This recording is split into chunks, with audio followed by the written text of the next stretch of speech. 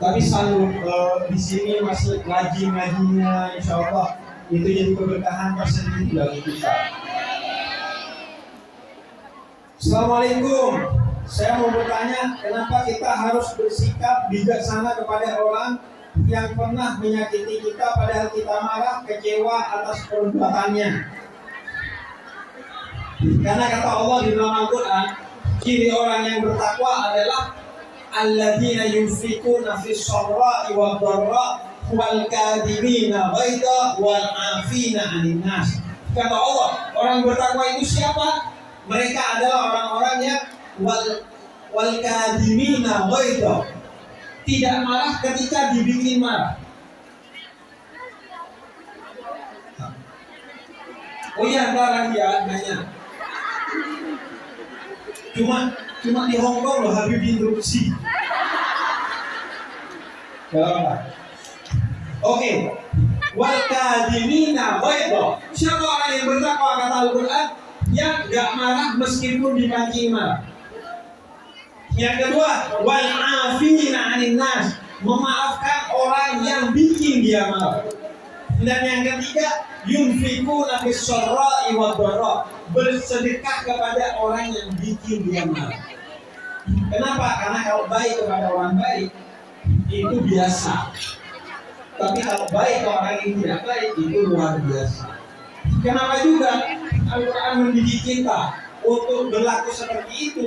Karena kemarahan itu utamanya adalah menyakiti diri kita sendiri. Menyakiti diri kita sendiri.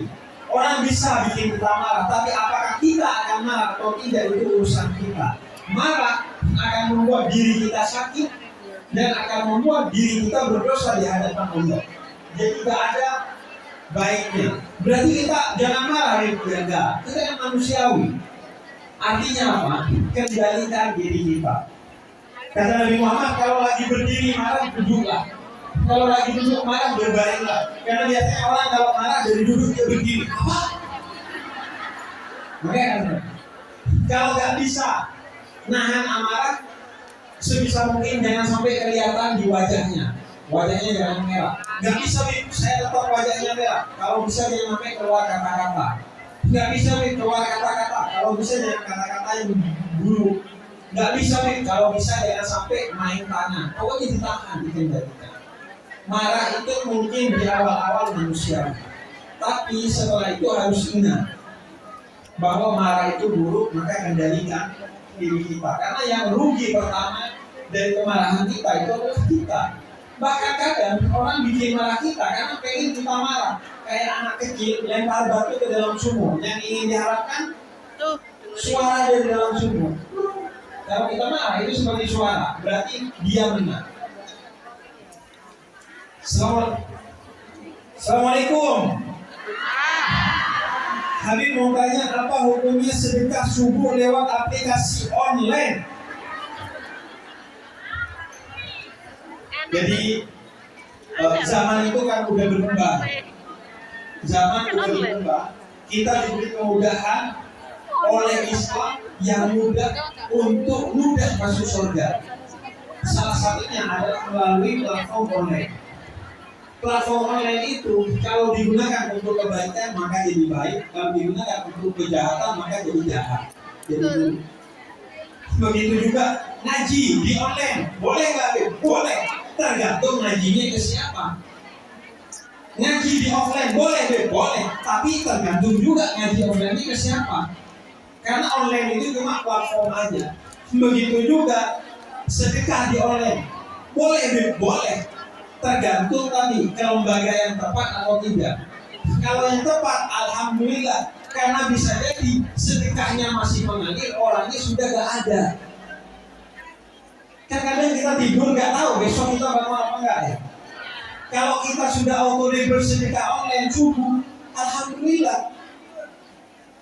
Karena itu termasuk niatul mukmin, niat yang telah dihitung pahala. Akhirnya tetap mengalir jariahnya kepada kita. Karena jariah itu walaupun kita meninggal tetap berjalan pahalanya. Bib, saya mati dulu baru sedekah online jawaban auto debit, tetap jadi pahala Jangankan saya yang sedekah, orang lain sedekah atas nama saya, kata Nabi, diterima. Seorang datang kepada Nabi, Nabi, saya sedekah atas nama ibu saya yang sudah meninggal, nyampe enggak? Nyampe, kata Nabi. Makanya kalau orang tuanya sudah meninggal, yang bisa dilakukan 3 hal.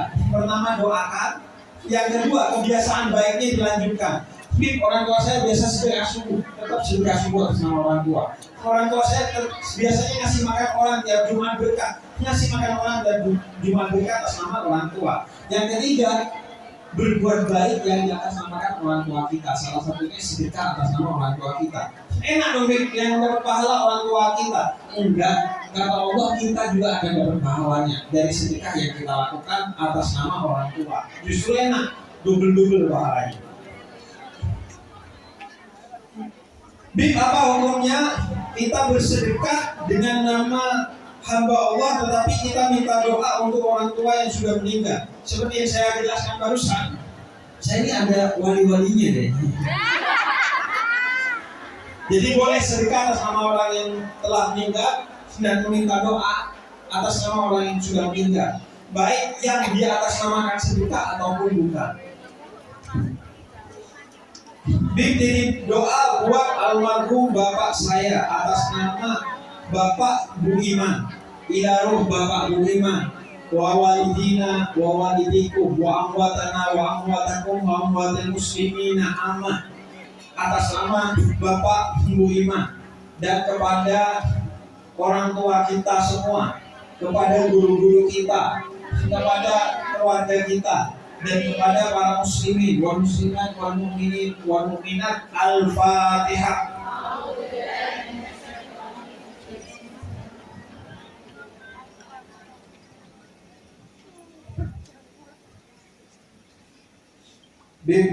Almarhum adik saya waktu subuh masih sholat, dan sekitar jam 6 pagi dia pingsan dan tidak sadar lagi.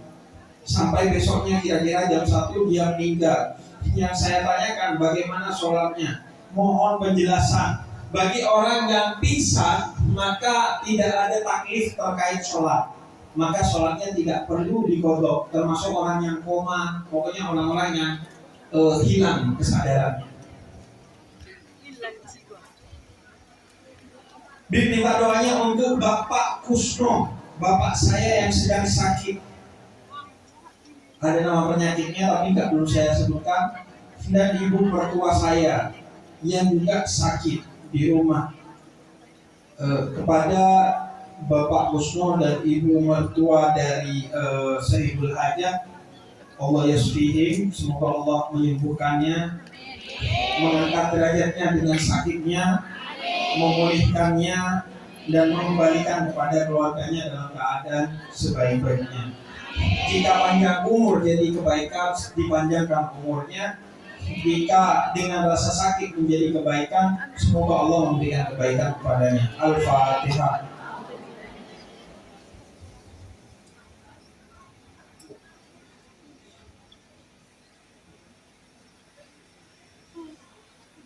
Suami saya minta pulang. Saya harus bagaimana? Ya pulang. Asalkan suaminya dimintai komitmen bahwa jangan cuma nyuruh pulang lo juga kerja yang benar. Udah boy, maklum udah 22 tahun ini terlanjur betah. Karena kenapa?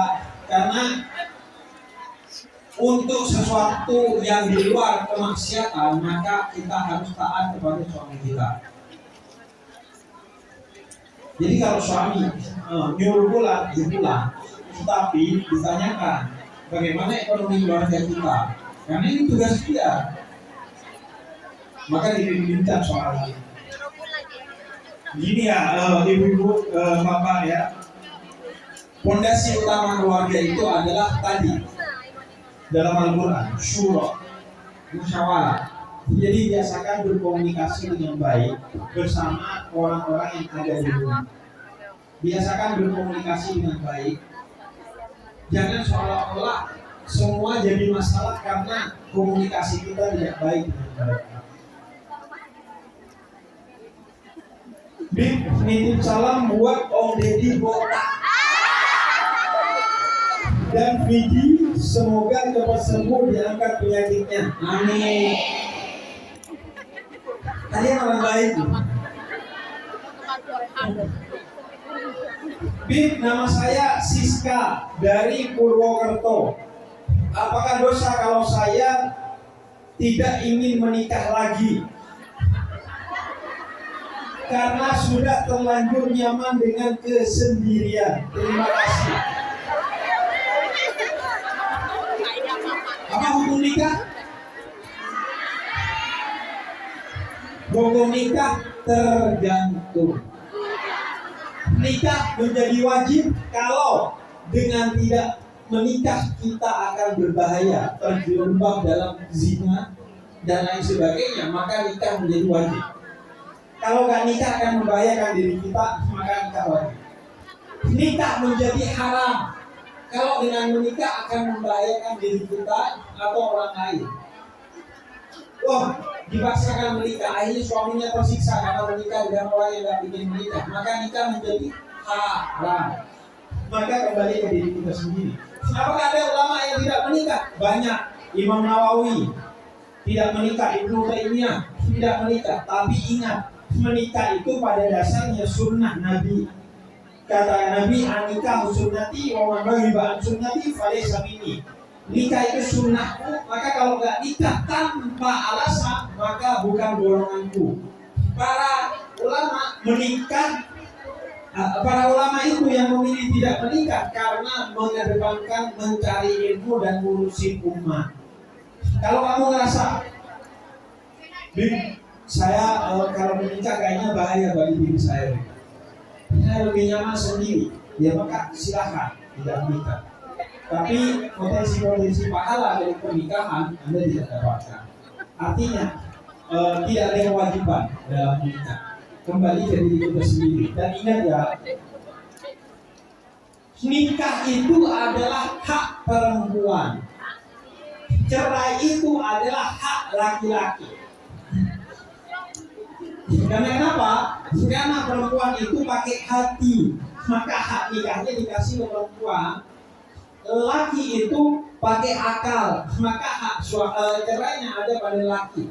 Kalau hak nikah dikasih ke laki-laki, tiap hari dia nikah. Karena pakai otaknya, wah cantik nikah, wah cantik nikah. Kalau hak cerai dikasih perempuan, sehari 3 kali kita dicerai. Naruh anduk salah di kasur cerai. Habis makan gak dipikir cerai. Karena diukur pakai perasaan, gede dikit cerai. Maka kalau belum siap jangan nikah. Kalau pakai nafsu jangan nikah. Nikah harus pakai hati, bukan nafsu, di waktu yang tepat, bukan di waktu yang cepat.